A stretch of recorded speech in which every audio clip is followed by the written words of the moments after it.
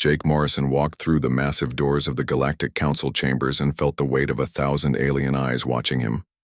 The human ambassador had been to this place many times before, but today felt different. Today, the air buzzed, with tension and anger that he could almost taste on his tongue. The chamber was enormous, with curved walls that reached up so high they disappeared into shadows above. Hundreds of alien species sat in floating platforms that moved slowly around the central speaking area where Jake now stood. Each species looked different from the others, but they all shared one thing today. They were all staring at him with unfriendly eyes. High Chancellor Vextar of the Zephyrians rose from his crystal throne that floated 20 feet above the floor. His body was tall and thin like a glass sculpture, and when he spoke, his voice rang out like bells made of ice. The sound filled every corner of the huge room and made Jake's teeth ache. "Human Ambassador Morrison," the Chancellor said, and his words dripped with disgust. "Your species has become a problem that we can no longer ignore. In the past year alone, you have broken 17 different treaties about where you can build your colonies. You have ignored our warnings about expanding too fast and taking up too much space in our galaxy." Jake stood perfectly still and kept his face blank while the alien leader spoke. Behind him, his aide, Lieutenant Commander Lisa Brooks, held a small device that recorded everything being said. She was a smart young woman with short brown hair and sharp green eyes that missed nothing. Jake had chosen her for this mission because she could think fast and stay calm under pressure. "The Council has decided," Vextar continued, "that humanity must stop all exploration beyond your current borders immediately. You will also shut down all your research into faster-than-light travel and submit to our oversight of your military development. This is not a request. It is a command." Murmurs of agreement rippled through the assembled aliens. Jake could see species he had worked with for years nodding their heads in approval. The hegemony representatives looked especially pleased with themselves. Their leader, Counselor Thren, stood up on his 6 legs and raised his forearms in what Jake knew was a gesture of victory among his people. Furthermore, Thren added in his buzzing, insect-like voice, "All human military ships will be fitted with devices that limit their speed and weapons. Your aggressive expansion threatens the peace we have built in this galaxy over thousands of years. We will not allow one young species to destroy what we have created." Jake felt anger burning in his chest, but he kept it hidden behind a mask of calm professionalism. He had been expecting something like this for months. The reports from Earth had told him that many council species were growing jealous of human progress. In just 200 years since first contact, humans had built colonies on over 50 worlds and developed technology that rivaled species who had been spacefaring for millennia. "You have 7 of your days to give us your answer," Chancellor Vextar declared. "We expect complete compliance with all our demands. If you refuse, then humanity will face consequences that you cannot imagine." The threat hung in the air like poison gas.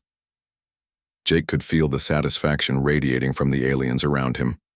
They thought they had just solved their human problem, with a few harsh words and some legal documents. They had no idea what they had actually done. Jake looked around the chamber one more time, taking in the faces of species he had once considered friends and allies. The Crystalline Consortium, who had bought human technology for decades, now looked at him like he was something dirty they had stepped in. The Outer Rim Federation, who had asked for human help against pirates just last year, now avoided his gaze entirely. "I understand your position," Jake said finally, and his voice carried clearly through the vast space. "We will take your demands back to Earth and the Colonial Senate for consideration. You will have our answer within the time frame you have specified." Some of the aliens looked surprised by how easily he seemed to accept their ultimatum. Jake saw Chancellor Vextar exchange glances with several other council leaders. They had expected argument or pleading or threats. Instead, they got calm acceptance from the human ambassador.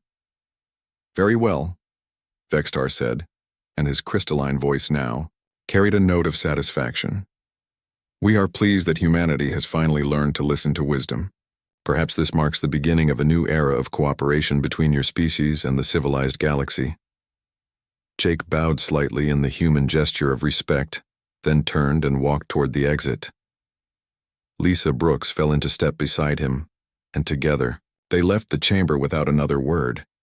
Behind them, the aliens began talking excitedly about their victory over the troublesome humans as they walked through the corridors of the council station. Jake kept his expression neutral, even though his mind was racing. Lisa stayed quiet until they reached their private shuttle bay where no alien ears could hear them speak. "Sir," she said quietly, "they really think we're going to just roll over and accept this?" Jake smiled for the first time since entering the council chambers. It was not a pleasant smile. "Lieutenant Commander Brooks," he said, "I want you to send a priority message to Earth immediately. Use encryption code 7 Alpha. Tell them the dice have been thrown and the game has begun." Lisa's eyes widened as she recognized the code phrase. Every human in the military and government knew what those words meant. They had been planning for this day ever since the first council species had started complaining about human expansion. The contingency plans had been drawn up years ago and updated constantly as human technology and capabilities grew. "Should I also contact the colonial governors?" Lisa asked. "Send the full package to everyone on the list." Jake replied, "Every colony, every research station, every ship captain gets the same message. Tell them Protocol 7 is now active and they have their orders." As their shuttle undocked from the council station and began the journey back to human space, Jake looked out at the stars and felt something that might have been pity for the aliens they were leaving behind. The council thought they had just put humanity in its place with their threats and demands. They had no idea they had just made the biggest mistake in galactic history. In exactly 7 days, Jake would return to this chamber and give the council their answer. But by then, it would already be too late. The wheels were in motion, and nothing would ever be the same again. The galaxy was about to learn why you should never corner a species that had spent its entire existence fighting to survive against impossible odds. Jake Morrison settled back in his seat and began composing his final report as human ambassador to the Galactic Council. Tomorrow he would have a very different job title if everything went according to plan. Captain Ryan Tucker was inspecting the mineral samples his crew had collected from the asteroid field when the priority message arrived. The bridge of his exploration ship Neptune's Dream had been quiet for the past week as they conducted routine surveys near the edge of known space, but now warning lights flashed red across every console. "Captain," his communications officer, Lieutenant Amy Foster, called out, "We're receiving an encrypted transmission on the emergency channel, Priority Alpha classification." Ryan moved quickly to his command chair and activated his personal decryption key.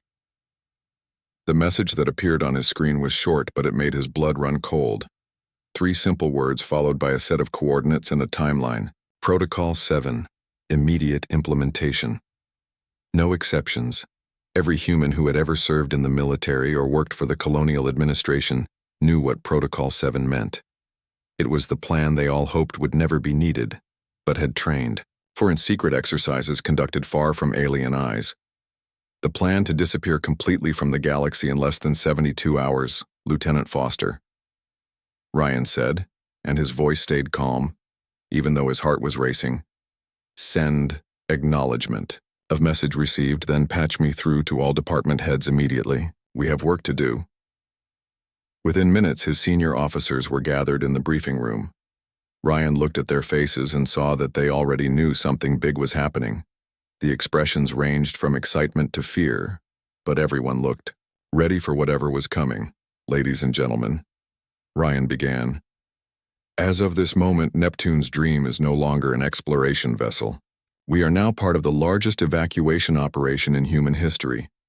Every human ship station and settlement in the galaxy has just received the same orders we did. We have 68 hours to complete our assigned tasks and reach the rendezvous." Point Commander Lisa Park. His first officer leaned forward in her chair. She was a tough woman who had served on the frontier for 15 years, and Ryan had never seen her look worried before today. "Sir, what about our research data and the mineral samples? Some of this stuff took us months to collect." "Everything comes with us," Ryan replied.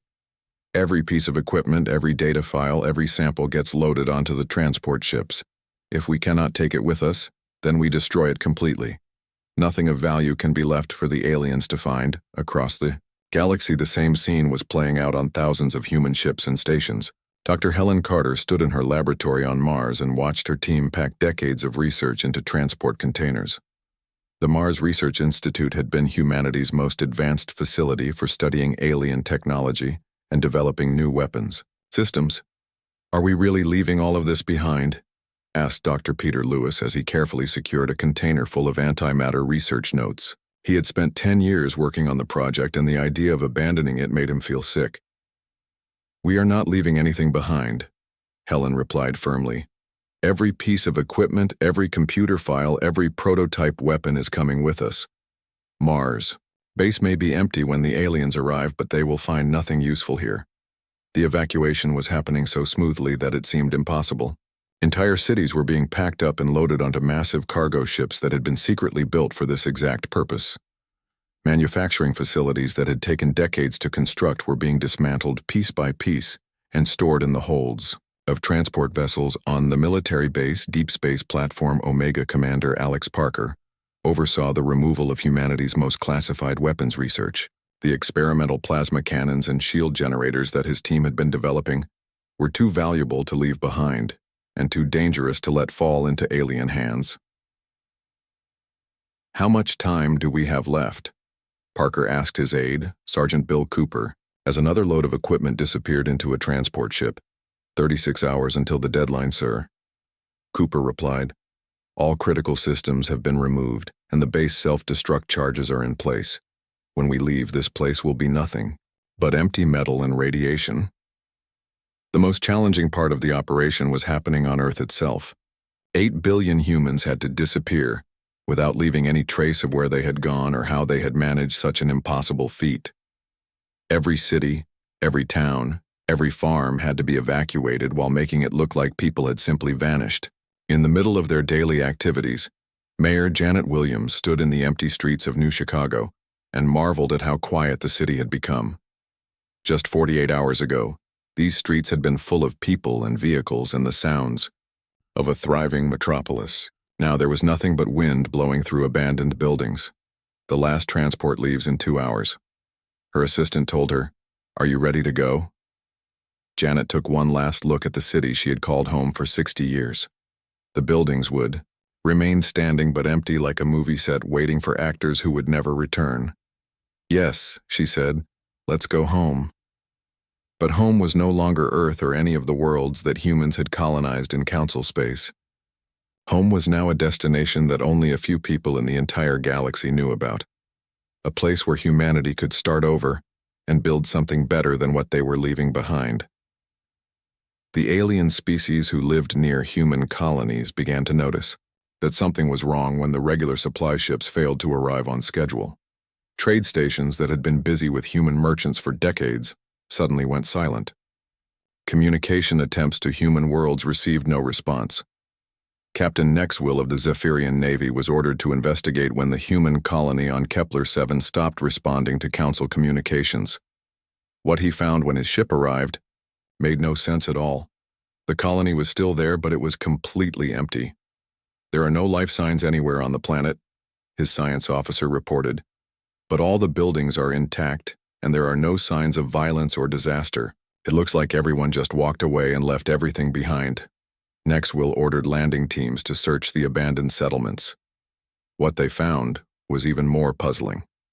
Houses stood exactly as their owners had left them, with meals half finished, on tables and personal belongings scattered around as if people had simply vanished in the middle of whatever they were doing. "Sir," one of his officers called over the communicator, "you need to see this. We found the industrial district and it has been completely stripped. Every piece of machinery, every computer, every tool has been removed. The buildings are empty shells." Similar reports were coming in from every human world that council ships visited. The colonies appeared to be intact, but they were all completely deserted, and anything of technological value had been removed with surgical precision. Back on the council station, Chancellor Vex Tar received the first reports with growing confusion. The humans were supposed to be considering their ultimatum, not disappearing entirely from the galaxy.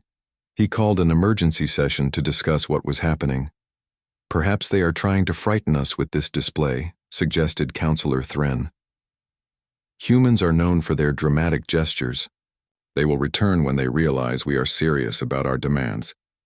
But 3 days later, when Ambassador Jake Morrison failed to appear for his scheduled meeting with the Council, the truth began to sink in. The humans had not simply retreated to their home system to consider the Council's demands.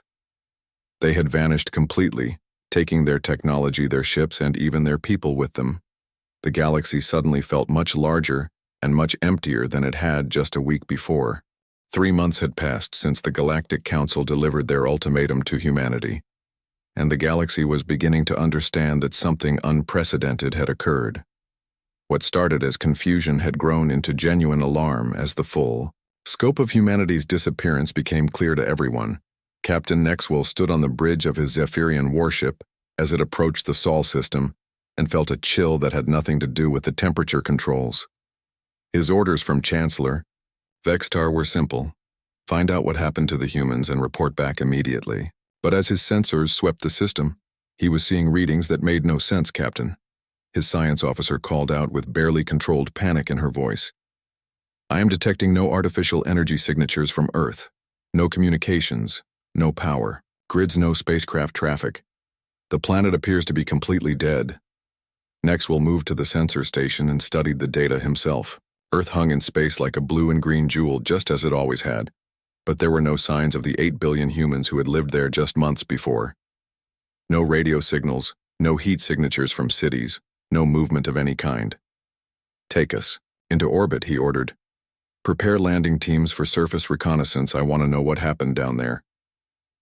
The first shuttle touched down in what had once been New York City, and the landing team found themselves in a place that felt like a tomb. The massive buildings still reached toward the sky and the streets were clear of debris, but there was absolutely no sign of life anywhere. Cars sat abandoned exactly where their drivers had left them, with keys still in the ignition. Lieutenant Keithara led her team through the empty streets and tried to make sense of what she was seeing. It looks like everyone just stopped what they were doing and walked away, she reported back to the ship.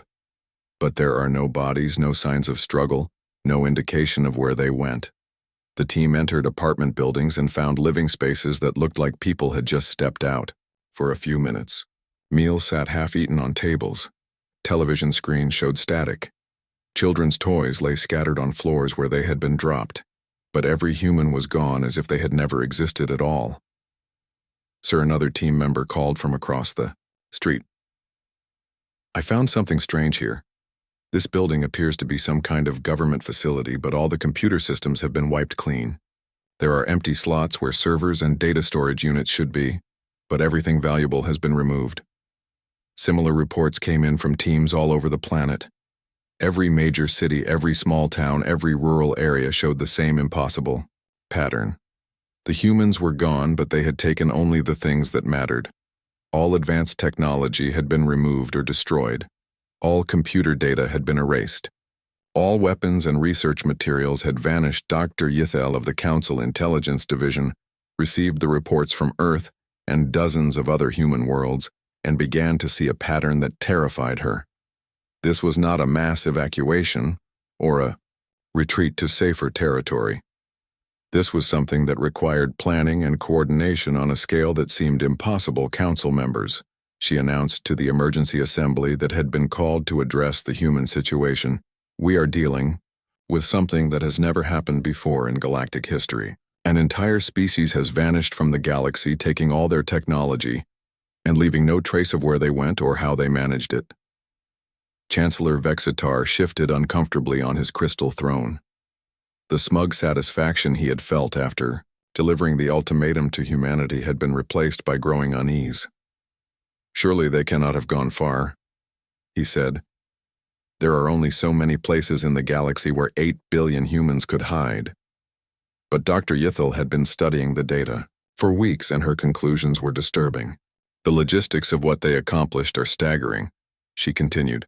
Every human ship, every space station, every colony was evacuated within a matter of days. This level of coordination suggests they had been preparing for this possibility for years, possibly decades. The economic impact of humanity's disappearance was becoming impossible to ignore. Trade routes that had been dominated by human merchant fleets now sat empty. The efficient shipping networks that humans had built to connect different parts of the galaxy had collapsed overnight, leaving many species struggling to get basic supplies. The industrial world of Proxima 7, the crystalline consortium, was facing a crisis that threatened their entire civilization. For the past 50 years, they had relied on human technology and expertise to run their manufacturing facilities. Without human technicians and engineers, their production had dropped to less than half of normal levels. Administrator Kexton called an emergency meeting of the consortium leadership as reports came in of critical system failures across their industrial base. "We cannot continue operating without human technical support," he announced. "Our people simply do not understand how their equipment works." The same problem was affecting species across the galaxy. Humans had quietly become essential to countless industries and services over the past 2 centuries. Their disappearance left gaps that other species found impossible to fill quickly. Admiral Kethvar of the Council Defense Force was dealing with an even more serious crisis. Human military contractors and mercenary companies had been handling security operations throughout the galaxy for decades. Without them, pirate activity had exploded, and several long simmering border disputes had erupted into open warfare. "The Outer Rim is in complete chaos," he reported to the Council. "Human peacekeeping forces were the only thing maintaining stability in those sectors. Without them, we are seeing conflicts that we thought were settled decades ago." The revelation that hit the Council hardest came when Dr. Yithel presented her analysis of human defensive capabilities. For years, the Council had assumed that they understood the limits of human military technology. They had been wrong about everything. "Based on our investigation of abandoned human facilities," she explained, "their actual technological capabilities were far beyond what they had revealed to us. We found evidence of weapons research projects that were decades ahead of anything we possess. Worse still, they took all of it with them when they left." The implication sent a wave of fear through the assembled aliens. Not only had humanity been hiding the true extent of their abilities, but they had also been prepared for exactly this situation. The evacuation had not been a panicked retreat. It had been a carefully planned operation that had been ready to execute at a moment's notice. "Where could they have gone?" Counselor Thren demanded. "We have searched every system within 1,000 light years. There is no trace of them anywhere." Dr. Yithel looked around the chamber at the faces of species who had ruled the galaxy for millennia and saw something she had never seen before: genuine fear. "That," she said quietly, "is what terrifies me most of all. They have vanished so completely that it suggests capabilities we never imagined. We may have made the greatest mistake in galactic history." The chamber fell silent as the truth of her words sank in. The Council had thought they were dealing with an upstart species that needed to be put in its place. Instead, they had forced humanity to reveal just how far ahead they actually were. And now those humans were somewhere out in the darkness planning their next move. Chancellor Vextar stared out at the stars beyond the chamber windows and wondered what humanity was doing in whatever hiding place they had found. For the first time in his long life, he felt truly afraid of the answer.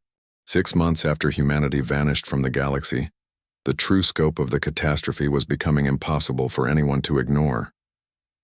What had started as economic disruption had grown into complete societal collapse for many species who had grown dependent on human innovation and efficiency over the past 2 centuries. Administrator Zextel of the Hegemony Trade Commission stood before a wall of monitors showing red warning indicators from across their territory. Food shortages were spreading through dozens of worlds as the agricultural networks that humans had built and maintained began to fail without proper supervision. "How bad is it?" asked his deputy as she reviewed the latest reports from their farming colonies. "Worse than we thought possible," Zextel replied grimly. "The human agricultural scientists did not just sell us their technology, they redesigned our entire food production system. Without their hybrid crop varieties and their knowledge of soil management, we are looking at famine conditions within the year." The Hegemony had been one of the most vocal supporters of the Council's ultimatum to humanity. Their representatives had stood in the chamber and applauded when Chancellor Vextar delivered his demands. Now their worlds were facing starvation. because they had never bothered to learn how the systems that fed their people actually worked. Similar crises were erupting across the galaxy as species discovered just how integrated humans had become into their daily lives. The Outer Colonies Federation was dealing with complete infrastructure collapse as the maintenance protocols that human engineers had established were failing one by one. Director Nethwil of the Colonial Management Authority watched helplessly as power grids failed and transportation systems broke down across 17 different worlds. "We always assumed our people could learn to do what the humans did," she explained to the emergency council meeting. "But their solutions were so far ahead of our understanding that we cannot even figure out how to maintain them." The military situation was even worse than the economic collapse. Admiral Keithvar stood in the Council Defense Force Command Center and watched red warning lights indicate active conflicts in more than 30 different sectors. Without human peacekeeping forces and security contractors, the galaxy was descending into chaos, sir. His operations officer reported, "We have confirmed pirate activity in the Kepler sector, the Vega system, and along the entire Outer Rim trade route. Our forces are spread too thin to respond to even half of these incidents." For decades, human mercenary companies had quietly handled most of the galaxy's security problems. They had been efficient, cost-effective, and ruthlessly competent at dealing with threats that other species preferred to avoid. Their absence had created a power vacuum that criminal organizations were rushing to fill. The most alarming development was happening in the border regions, where several old territorial disputes had exploded back into active warfare. The Crystalline Consortium and the Independent Worlds Alliance had been fighting over mining rights in the Rigel sector for over a century, but human mediators had kept the conflict from escalating beyond occasional skirmishes. Now, with no human peacekeepers to maintain the ceasefire, both sides had resumed full-scale military operations. What made it worse was that both species had been buying their most advanced weapons from human manufacturers for the past 50 years. Without replacement parts and technical support, their military effectiveness was dropping rapidly even as they fought each other. Captain Vexinara of the Consortium Defense Fleet found herself commanding ships that were breaking down faster than her repair crews could fix them. "Half our weapon systems are offline," she reported to Fleet Command, "and we cannot manufacture replacement parts because the humans took all the technical specifications with them when they left." But the psychological impact of humanity's disappearance was proving to be even more damaging than the practical consequences. For thousands of years, the various species of the galaxy had viewed humans as newcomers who needed guidance and control from their more experienced neighbors. The realization that humans had been far more advanced and organized than anyone suspected was shattering long-held beliefs about galactic hierarchy. Dr. Ythel had spent months analyzing every piece of data they could find about human activities, and her conclusions were disturbing enough to keep her awake during her sleep cycles. She stood before the Council's emergency session with reports that would change how every species viewed their place in the galaxy. "Council members," she began, "our investigation has revealed that humanity was not simply more advanced than we realized. They were operating on a completely different level from the rest of us. The coordination required for their evacuation suggests planning and organizational capabilities that we are only beginning to understand." Chancellor Vextar leaned forward on his crystal throne as Dr. Ythel displayed holographic charts showing the timeline of human activities leading up to their disappearance. The data painted a picture of a species that had been preparing for exactly this scenario for decades. Every human settlement, every research facility, every military installation was evacuated with perfect timing and coordination. She continued, "This was not a panic response to our ultimatum. It was the execution of a plan that had been refined and updated for years. They knew this day would come and they were ready. The implications were staggering. If humans had been planning for forced evacuation, it meant they had never trusted the Council or believed in the peaceful coexistence that other species took for granted. It meant they had been preparing for war while everyone else believed they were building lasting friendships." Furthermore, Dr. Ythel added, "Our analysis of the technology they left behind suggests that everything we thought we knew about human capabilities was deliberately misleading. They showed us only what they wanted us to see while keeping their true achievements hidden. The evidence was overwhelming. Human ships that the Council had catalogued as civilian transports had been equipped with military-grade shields and weapons that were disguised as navigation and communication equipment. Human research facilities that claimed to be studying agriculture had been developing advanced materials and energy systems that put Council technology to shame. They were never the junior partners we thought they were. Dr. Yethel concluded, they were the most advanced species in the galaxy, and they let us believe we were in charge while they quietly became essential to our survival. The silence that followed her presentation was broken only by the soft humming of the chamber's environmental systems. Every council member was processing the reality that they had just driven away the one species that had been holding galactic civilization together. Councillor Thren was the first to speak, and his voice carried a tremor that no one had ever heard from him before. If they were that advanced, he asked, why did they never challenge our authority directly? Why did they pretend to accept council oversight? Dr. Yethel looked around the chamber at faces that showed fear, confusion, and growing desperation. I believe, she said slowly, that they were studying us, learning everything they could about how we operated while building the capabilities they would need when the relationship inevitably broke down. We were never their partners or their supervisors. We were their research subjects. The truth hit the assembled aliens like a physical blow. For 2 centuries they had thought they were managing human expansion and development. In reality, humans had been managing them, learning their weaknesses, and preparing for the day when peaceful coexistence would no longer be possible. Admiral Kethvar stood up slowly from his position at the military briefing station. Dr. Yethel, he said, if your analysis is correct, then we face a question that terrifies me. If humans were this advanced when they left, what are they building now that they no longer need to hide their capabilities?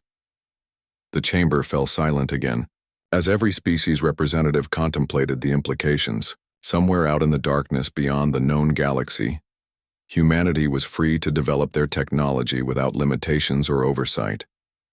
They had taken everything they had built and learned, and they were no longer pretending to be less than they actually were. Chancellor Vextar stared out at the stars and wondered what humanity was planning in whatever sanctuary they had found. The Council's ultimatum had been intended to put humans in their place, but instead, it had freed them from all constraints.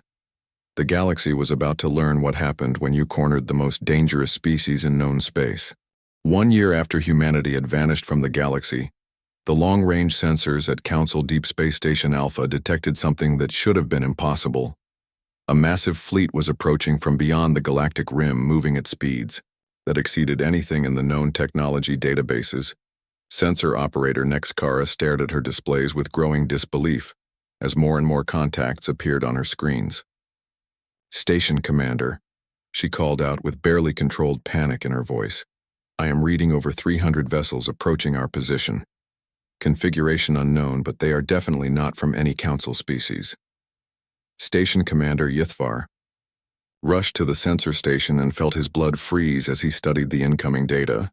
The ships were enormous, far larger than anything the Council had ever built, and they were moving in perfect formation with a precision that spoke of military discipline and advanced coordination systems. Send immediate alert to Council Command.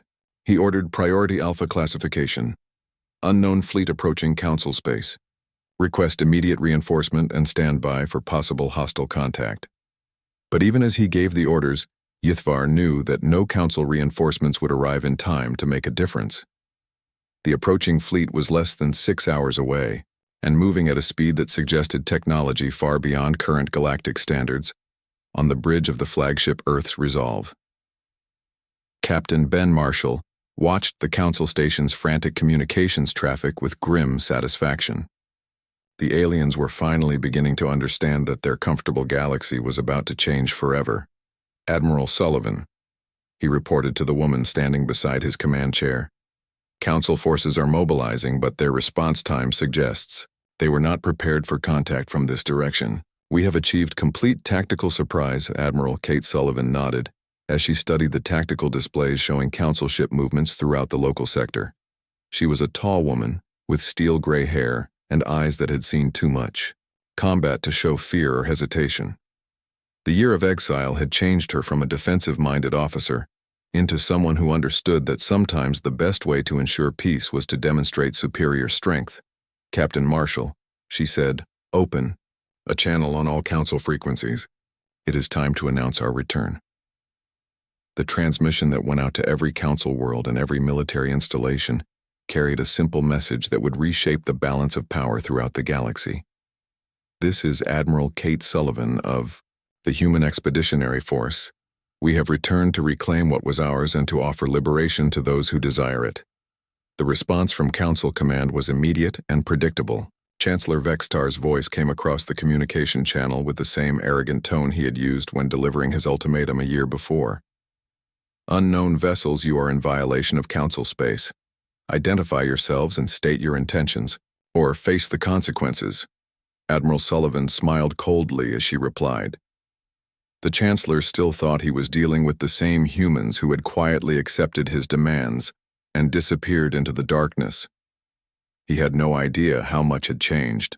During their year of exile, Chancellor Vextar, she said, "I think you know exactly who we are. The question you should be asking yourself is whether you are prepared for what we have become." The fleet that surrounded the human flagship was unlike anything the galaxy had ever seen. Ships that combined the best of human engineering with technology, freely shared by dozens of allied species who had grown tired of Council dominance over the past millennium. The humans had not spent their year of exile hiding in some remote corner of space. They had been building alliances and preparing for their return. Dr. Helen Carter stood in the command center of the massive research vessel New Horizons and watched as her teams prepared to deploy technology that would revolutionize galactic warfare. The year away from Council oversight had allowed human scientists to pursue research that had been restricted or forbidden under the old treaties. "All weapons. Systems report ready," announced Commander Lisa Park, who had been promoted to lead the fleet's tactical operations. The weapons she was referring to were not the limited defensive systems that humans had been allowed to develop under Council supervision. These were devices that incorporated breakthrough discoveries in energy manipulation and matter conversion that put them centuries ahead of anything in the Council arsenal. The most significant change was not in human technology, but in human alliances. Captain Ryan Tucker commanded a mixed squadron that included ships from the Wanderer clans, the Independent Worlds, and even some former Council species who had quietly contacted humanity during their exile. "Admiral," he reported, "our allied forces are in position throughout the sector. The Wanderer fleet has secured the outer perimeter, while Independent World forces have established control over the major trade routes. Any Council reinforcements will have to fight their way through multiple defensive lines." Admiral Sullivan had spent the past year not just building ships and weapons, but also building relationships with species who shared humanity's frustration with Council control. The result was a coalition that represented nearly half the galaxy's independent worlds and colonial territories. The psychological warfare was proving to be as effective as the technological superiority. Council forces throughout the region were reporting mass defections as individual ship commanders chose to join the human alliance rather than fight against overwhelming odds. "Sir," reported the communications officer on the Council flagship Galactic Pride, "we are receiving surrender offers from 17 different vessels in our own fleet. Ship commanders are saying they will not fire on human forces." Fleet Admiral Thexanol of the Council Defense Force stared at his tactical displays with growing despair. His forces were outnumbered, outgunned, and apparently losing the loyalty of his own officers. The humans had returned with capabilities that made Council technology look primitive by comparison. "All Council ships," he broadcast on the Fleet Command frequency. "This is Fleet Admiral Thexanol.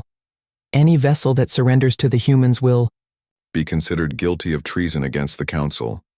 But his threats fell on deaf ears as more ships switched sides or simply powered down their weapons and refused to engage the human fleet. The year of chaos and suffering that had followed humanity's departure had convinced many species that the Council's leadership had led them into disaster. On Earth, the transformation was even more dramatic than the military buildup in space. Dr. Helen Carter had returned to find her homeworld, converted into a massive research and manufacturing center, where human and allied scientists worked together on projects that would have been impossible under Council restrictions. The global research. Complex covered most of what had once been North America, and its laboratories were producing advances in physics, engineering, and biotechnology at a rate that astonished even the researchers themselves. Without the need to hide their capabilities or limit their research to avoid alarming council oversight, humanity was free to pursue knowledge wherever it led. The new shield generators are exceeding all projected performance parameters, reported Dr. Peter Lewis as he reviewed the latest test data, and the power systems we developed with Wanderer technology are producing energy densities that should be theoretically impossible. The year of exile had given humanity something far more valuable than advanced weapons or defensive systems. It had given them the freedom to think and dream and build without limitations. The result was a technological renaissance that had transformed them from an advanced species into something approaching a galactic superpower. Admiral Sullivan stood on the observation deck of Earth's Resolve and looked out at the fleet that had followed humanity home. Hundreds of ships from dozens of species, all united in their determination to build something better than the Council's corrupt and stagnant civilization. Captain Marshall, she said, transmit our terms to the Council. They can surrender their authority peacefully, or we will take it from them by force. The choice is theirs, but either way the old galaxy is finished. The message that reached Council Command was simple and direct. Humanity was offering to accept the surrender of the Council and establish a new galactic government based on cooperation rather than domination. Species would be free to govern themselves as long as they respected the rights of others and contributed to the common defense chancellor. Fextar read the terms with shaking hands as he realized that his 1,000-year-old civilization was coming to an end. The humans had not returned as refugees begging for readmission to galactic society. They had returned as conquerors offering mercy to those who submitted and promising destruction to those who resisted. Prepare my personal shuttle, he ordered. His aide, I will meet with Admiral Sullivan personally to discuss terms. The galaxy watched as the Zephyrian leader who had driven humanity into exile traveled to the human flagship to negotiate his own surrender. The Council's instant mistake when humanity left in silence had given birth to a new galactic order, where human ingenuity and determination would shape the future of countless worlds as the shuttle docked with Earth's Resolve. Admiral Sullivan knew that the real work was just beginning.